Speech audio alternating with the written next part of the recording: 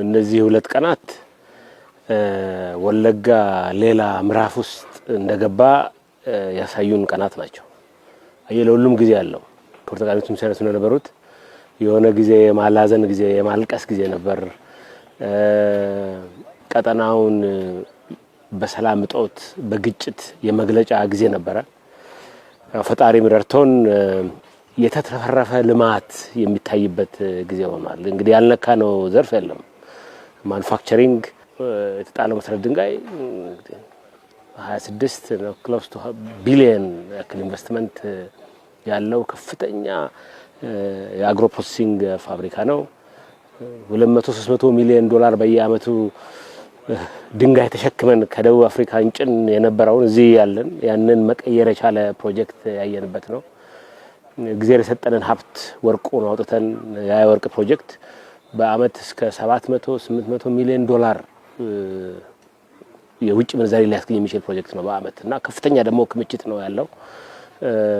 ፕሮባብሊ በነሻንጉል አካባቢ ካለው ፕሮጀክት ጋር ተመሳሳይ አቅም ያለው ትልቅ ፕሮጀክት ነው።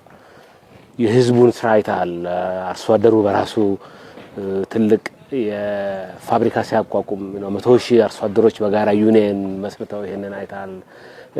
ክላስተር ያንን የሙዝ ክላስተር አይታል ሂደ አይተ ማጠግበው ይሄ አካባቢ ወደ ሌላ የልማት ምዕራፍ እንደተሸጋገረ ነው የሚያሳየው።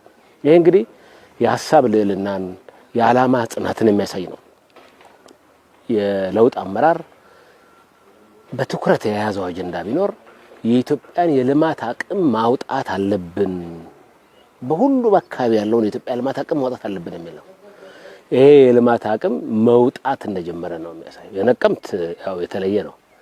ነቀምት ማለት በነገራችን ላይ ታጨች ማለት ነው። ትርጉም ታቀደውና አላቅም መች ታጭታ ነበርና እኔ እንደማየው አሁን ነው የታጨችው። ሙሽራ መስላ የተኳለችው ልትዳር የተዘጋጀችው አሁን ነው። አይ ቲንክ ብልጽግና ሊሞሽራት እንደመጣ ነቀምቴ አሁን እንደታጨች ያየነው። እኔ እንግዲህ እዚህ ከተማ ነው ተወልጄ ያደኩት። 3-4 አካባቢ እስኪ ፕላን እናዘጋጅ ብለው ከንቲባው የጀመሩት ነው። በ20-30 እንኳን እንደርሳለን ብለን ያሰብነው የዚህ ነክ ያደርሰን እኛም ከገመትነውና ካሰብነው በላይ ህዝባችንና መንግስት በጋራ ሰርቶ ይሄን ትርጉም ያለው ለውጥ እንደመጣ ያሳየን ነው።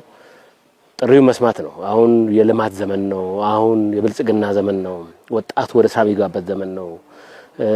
ማንንም በየጫካው የሚንከራተቱ ወንድሞቻችንም ተመልሰው የዚህ ልማት አካል የሚሆኑበት ጊዜ ነው። በጣም ነው ደስ ያለኝ። ሪሊ አንዳንድ ኢሞሽናል የሚያደርጉ ነገሮች አሉ። ትላንትና እንደዚህ አይነት ቀን ነበር።